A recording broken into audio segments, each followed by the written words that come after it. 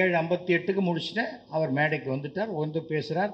முதல்ல மிகப்பெரிய திருவள்ளுவர் சிலையை அமெரிக்காவில் நிறுவுவதற்கு என்னுடைய மேடையை தான், இந்த மேடையில் தான் அவர் ரிலீஸ் பண்ணி விட்டார். First time. அது அமெரிக்காவில் நியூயார்க்கில் அவ்வளோ பெரிய வள்ளுவர் சிலை, இங்கேருந்து அவ்வளோ அவ்வளோ ஹைட் இருக்கும். வள்ளுவர் அந்த கன்னியாகுமரியில் இருக்கிற அதே மாதிரியான வள்ளுவர். அது வந்து சாதாரணமான ஒரு விஷயம் இல்லை. எனக்கு சட்டமன்ற வாஞ்சிநாதன் ஒரு டைட்டில் கொடுத்தார் கலைஞர். இது நான் வாங்கின எத்தனையோ பட்டங்களை விட மிகப்பெரிய பட்டமாக நினைக்கிறேன். வாஞ்சிநாதன் அவர்களுக்கு ஒரு மணிமண்டபம் கட்டணும்னு சொல்லி பண்ணிவிட்டு, அது காமராஜர் காலத்தில் கடைசியில் அந்த அடிக்கல்ல மாத்திரம் துணி துவைக்கிற கல்லாம் மாற்றி போட்டாங்க. அது பாட்டுக்கு தென்காசியில் இருக்குது. ஒரு தடவை குமரி ஆனந்தன் பார்க்கும்போது சொன்னார்.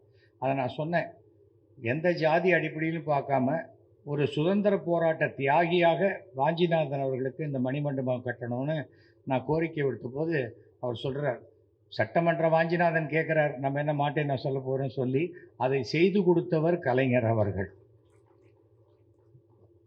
ஏன்னா யார் என்ன கேட்குறா, அது கரெக்டான விஷயமா இருந்ததுன்னா உடனே உண்டுன்னா உண்டு, இல்லைன்னா இல்லை.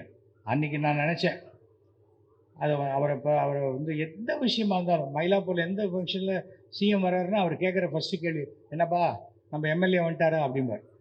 எவ்வளோ பேர் கேட்பாங்க, அதெல்லாம் வரல நீ பண்ணு அப்படிங்கிற மாதிரி இருக்கக்கூடிய சூழ்நிலையில் அது எனக்கு அந்த குடும்பத்தினருடைய அன்பு எனக்கு ரொம்ப சிறப்பாக இருக்குது. அதுக்காக ஒருத்தர்கிட்ட அன்பு இருக்குங்கிட்டால் நான் இன்னொருத்தர் வெறுக்கக்கூடிய பண்பு கிடையாது எனக்கு. நான் ஒரு கண்ணாடி மாதிரி, எனக்கு என்ன கிடைக்கிறதோ அதை அப்படியே டபுள் டைம் நான் திருப்பி கொடுப்பேன். அது எதுவாக இருந்தாலும் சரி, அன்பாக இருந்தாலும் சரி, வெறுப்பாக இருந்தாலும் சரி, சண்டையாக இருந்தாலும் சரி, அந்த மாதிரி தான் இருக்கும். அப்போ தான் அவர் சொல்கிறாரு அந்த நாடக விழாவில் கடைசியில், நாடகத்தில் 10-15 காட்சிகளானாலும் ரசிக்கின்ற கருத்துக்களை மருந்து கேப்சூல் போல் கொடுத்த இந்த திறமையை நடிகவேள் எம்ஆர் ராதாவுக்கு பிறகு இன்றைக்கு எஸ்வி சேகரிடம் காண்கிறேன்னார். இது எவ்வளோ பெரிய ஒரு பாராட்டு. இதெல்லாம் சாதாரணமாக கிடைக்கக்கூடியதில்லை. வசிஷ்டர் வாயால் பிரம்மரிஷி அப்படிங்கிற மாதிரி.